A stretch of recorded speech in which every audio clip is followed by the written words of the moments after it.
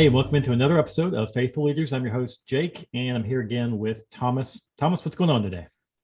Well, we're facing a problem that many leaders face.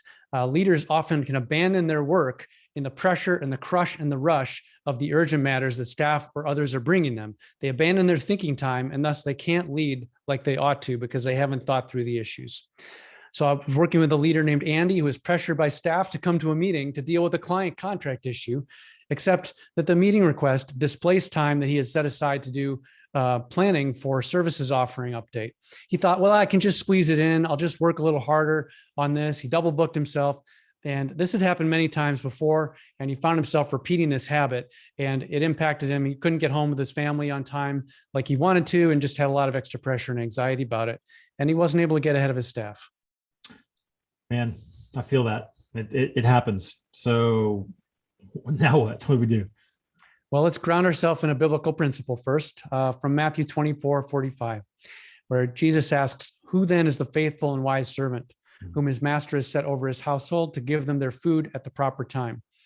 So part of our stewardship as leaders is to provide what is needed at the proper time for those we lead, for the sake of Christ's kingdom purposes for us. And so we need to get that thinking time in. We need to be able to lead so that we can do that. And so one of the things we had to do is look at with Andy to develop 3 habits. One is to put a work on the calendar that he needed to get done, not just hope that the gaps would fill it in.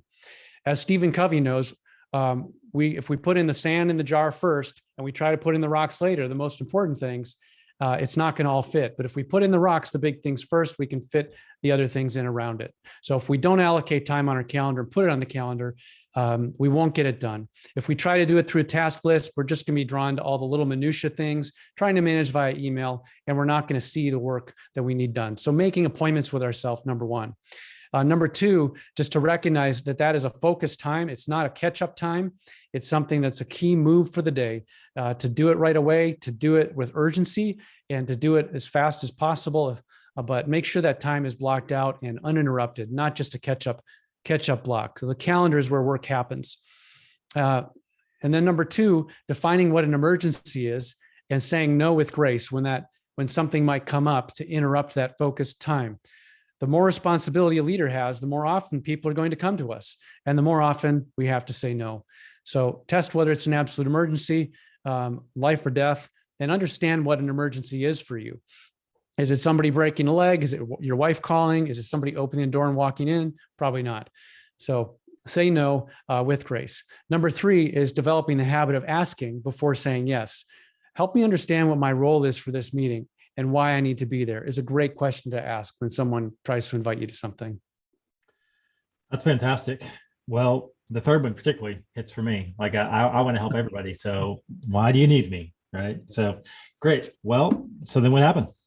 Well, Andy went back to his team and he discovered that it wasn't an absolute emergency. And so he asked the leader to handle it and to bring any decisions to him that needed making, but with a recommendation. And he was confident they would get it done.